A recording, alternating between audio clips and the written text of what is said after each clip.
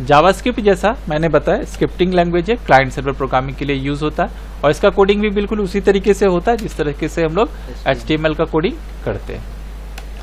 File को HTML start और close, again head को स्टार्ट करते हैं और हेड को क्या करेंगे, क्लोज कर देंगे। उसके बाद फिर से बॉडी को स्टार्ट करते हैं सर, टाइटल था ना सर, और बॉडी को भी क्लोज कर देंगे। अगेन यहाँ पे टाइटल को स्टार्ट करेंगे और टाइटल को क्लोज भी कर देंगे। ये बेसिक स्ट्रक्चर है किसका, HTML का। लेकिन जब जावास्क्रिप्ट का कोडिंग HTML के अंदर करते हैं तो हमको कुछ सिंटैक्सेस लिखना पड़ेगा, जैसे script language is equal to Java का J कैपिटल होगा और स्क्रिप्ट का S कैपिटल होगा।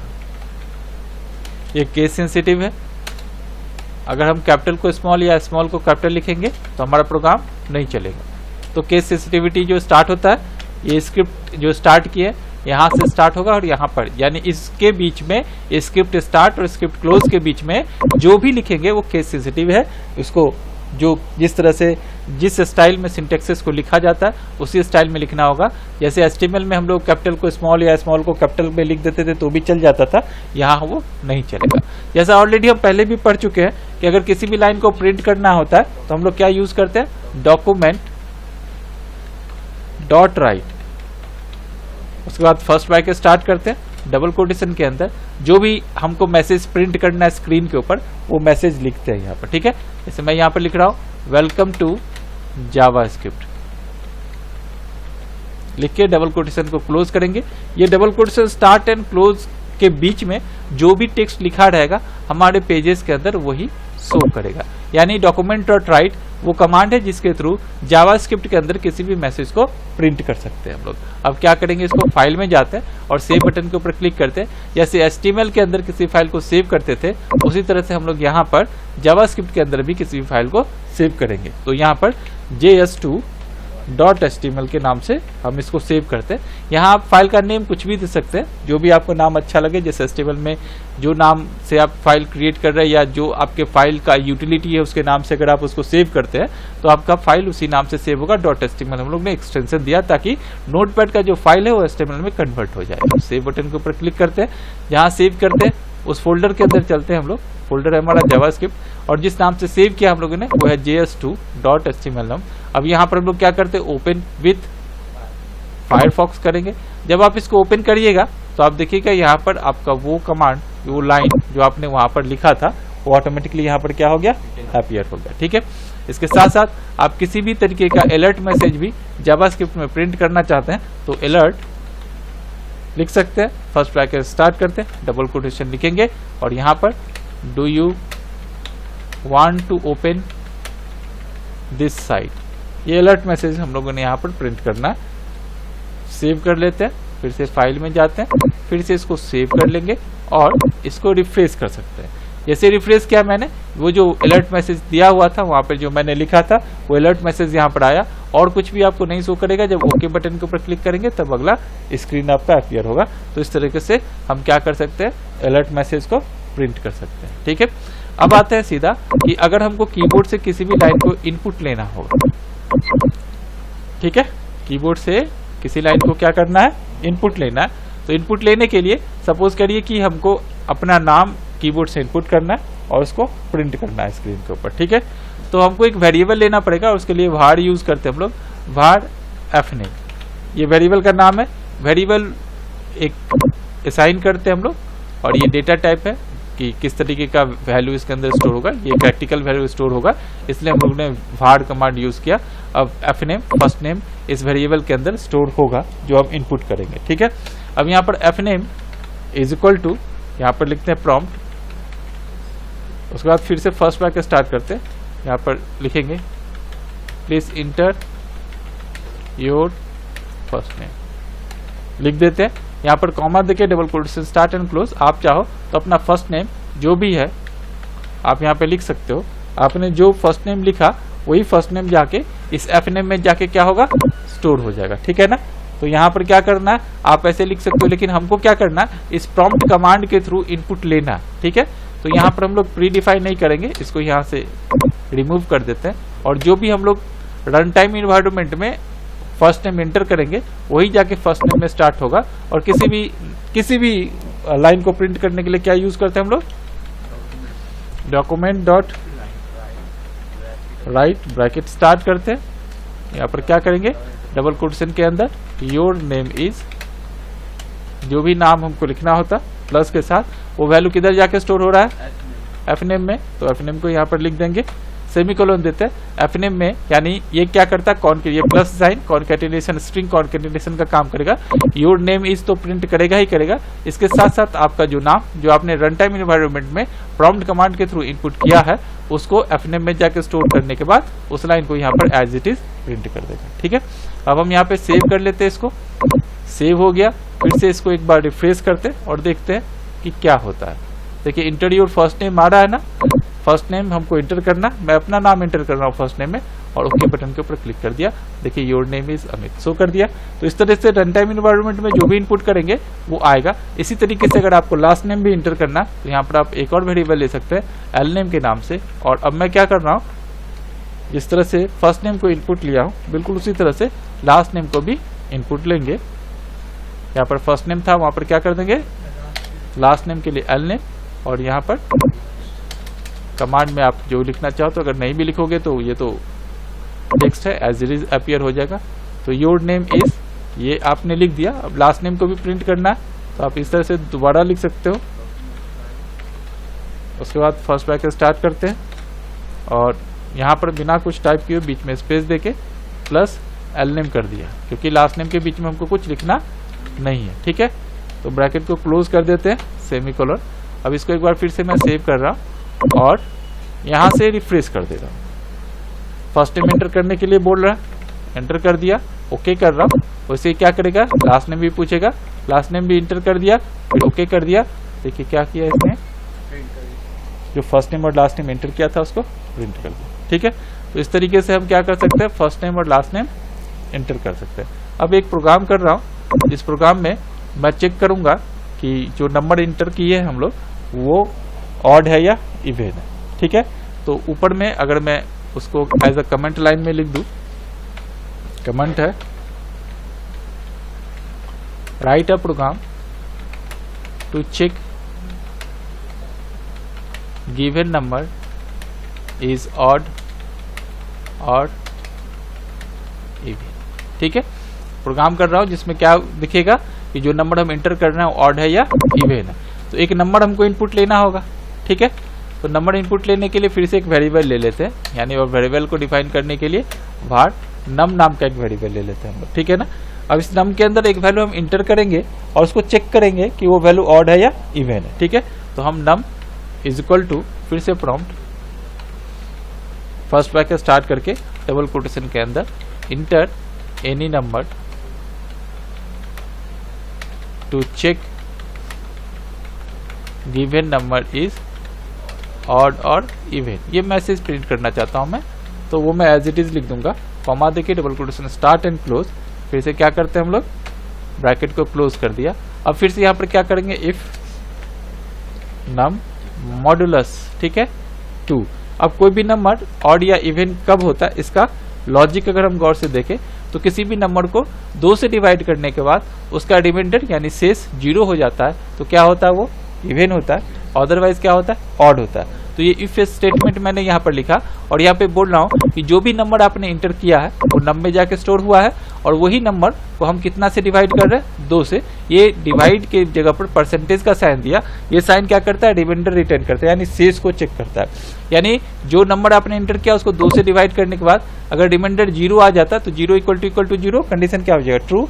ट्रू होते ही यहाँ पर मैं मैसेज में प्रिंट कर रहा हूँ, document dot write first bracket start करके गिवन नंबर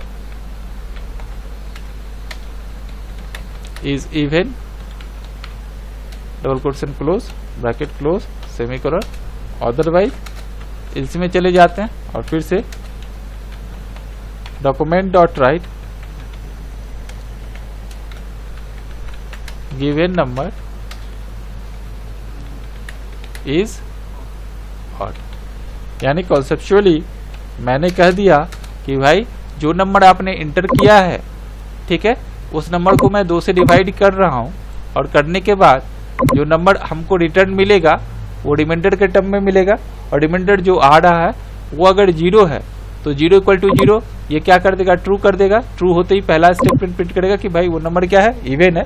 और अगर 2 के जगह पर कोई दूसरा नंबर आता है, 1 आ जाता है, तो 1 इक्वल टू 0 कंडीशन क्या हो जाएगा, फॉल्स। फॉल्स होते ही ये इल्स वाले पोर्शन में प्रिंट करेगा गिवन नंबर इज ऑड, ठीक है। तो ये जो है एक सिंटेक्स है, इस सिंटेक्स को अगर आप समझ सकते हैं तो जावास्क्रिप्ट आपके लिए समझना क्या है, आसान हो जाएगा।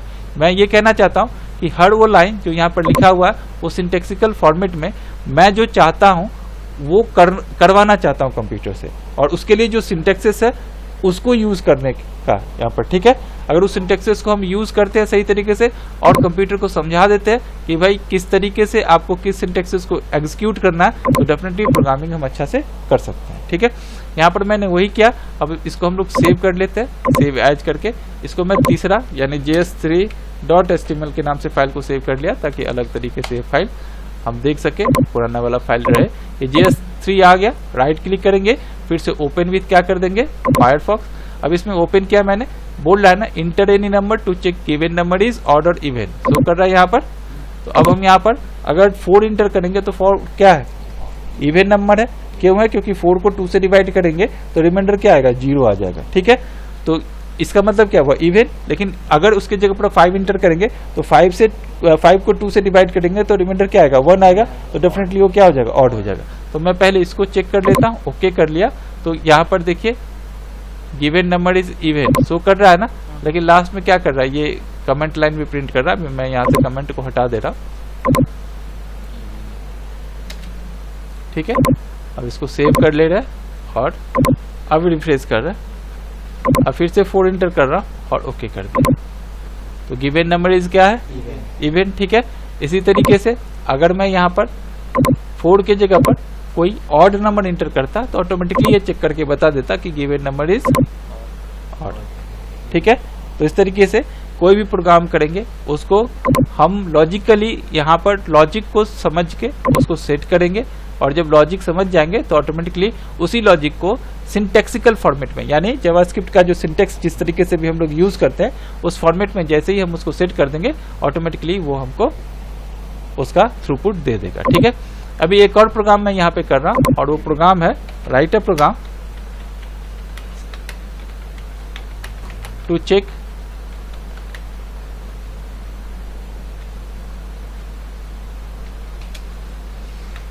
and print employee salary if salary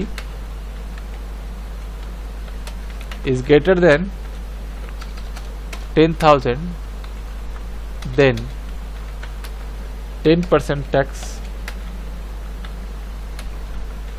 will be calculated, ठीक है। अगर सैलरी कितना से ज्यादा होगा, 10,000 से ज्यादा होगा तो कितना परसेंट टैक्स कैलकुलेट होगा, 10%, ठीक है। तो यहाँ पर लॉजिकली आप गौर से देखिए, तो हमको एक सैलरी इनपुट करना है। सैलरी इनपुट करने के बाद चेक करना है कि वो सैलरी 10,000 से ज्यादा है कि नहीं। अगर सैलरी 10,000 से ज्यादा है तो 10% टैक्स क्या होगा, कटेगा, ठीक है। तो क्या करेंगे यहाँ पर फिर से, अब यहाँ पर नम लिए थे वहां पर सेल नाम का एक वेरिएबल ले लेते हैं, ठीक है। और यहाँ पर लिख रहे हैं इंटर सैलरी, ठीक है। तो जो भी सैलरी इनपुट होगा वो किस में जाके स्टोर हो जाएगा, सेल नाम का वेरिएबल के अंदर, ठीक है, क्योंकि ऊपर में सेल ही वेरिएबल लिया हम लोगों ने। अब यहाँ पर इफ कंडीशन लगा रहा हूं मैं फिर से और बोल रहा हूं if sale is greater than कितना, 10,000, 10,000 से ज्यादा है, तो ये कैलकुलेट करेगा ना सैलरी को। कैसे करेगा, सैलरी का 10%, तो sale equal to sale minus, ठीक है, सैलरी का कितना परसेंट, 10% का मतलब क्या होता है, 0.10% का मतलब यही होता है, ठीक है। तो सैलरी में से 10% कैलकुलेट करके सेल को में ही क्या करेगा, स्टोर कर देगा। यहाँ पर देखिए इल्स वाला कोई पोर्शन का जरूरत है ही नहीं। क्यों नहीं जरूरत है, क्योंकि ये सीधा क्या करेगा, कैलकुलेट कर लेगा वैल्यू को। अगर वो वैल्यू 10,000 से ज्यादा है तब क्या करेगा, उसको डिटेक्ट करेगा 10%, और अगर नहीं होगा तो फिर जितना सैलरी है उतना ही क्या कर देगा, प्रिंट कर देगा। तो यहाँ पर सीधा मैं लिख दे रहा हूं,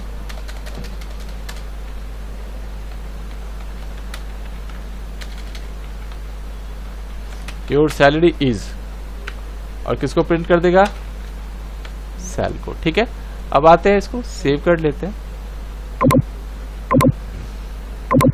और इसको रिफ्रेश करते हैं।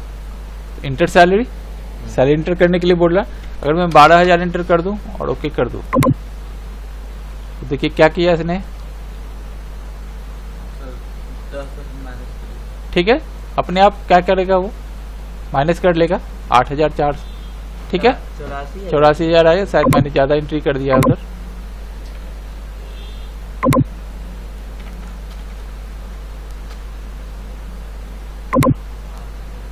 अभी भी तो इतना ही आ रहा है। हाँ, कहीं कुछ प्रॉब्लम है, देख लेते हैं।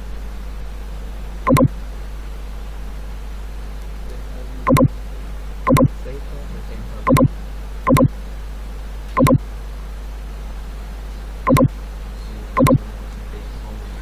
0.10 होगा ना, यहाँ से पॉइंट उठा ही नहीं। ठीक है, अब कैलकुलेट होगा यहाँ पर 0.10%। का मतलब क्या होता है, 10/100 का मतलब हुआ 0.10। ठीक है, तो वहां पे पॉइंट नहीं उठा था, इसलिए वो एरर आ रहा है। अब मैं यहाँ पर 12,000 कर दे रहा हूँ और ओके कर दे रहा हूँ, 10,800 आ गया। ठीक है, तो इस तरीके से क्या करेगा, ये सैलरी कैलकुलेट करके प्रिंट करेगा। ठीक है, और अगर इस कमेंट लाइन को नहीं रखना है तो आप डायरेक्टली यहाँ से इसको हटा दें। इसको रखने से कोई दिक्कत नहीं है सर? दिक्कत क्या, वो आएगा उधर लाइन में, उसको आप हटा भी सकते हो। ठीक है, अभी सैलरी इंटर करूँ मैं 8,000, तो 8,000 में कुछ भी टैक्स नहीं कटेगा ना, क्या करेगा, 8,000 का 8,000 करेगा। ठीक है, तो इस तरह से हम लोग ऑड इवन का या व्हाट इफ एनालिसिस जो है आप यहाँ पे कर सकते हो कि किस तरह से इफ एल्स कंडीशन यूटिलाइज होगा। ठीक है, समझ में आया।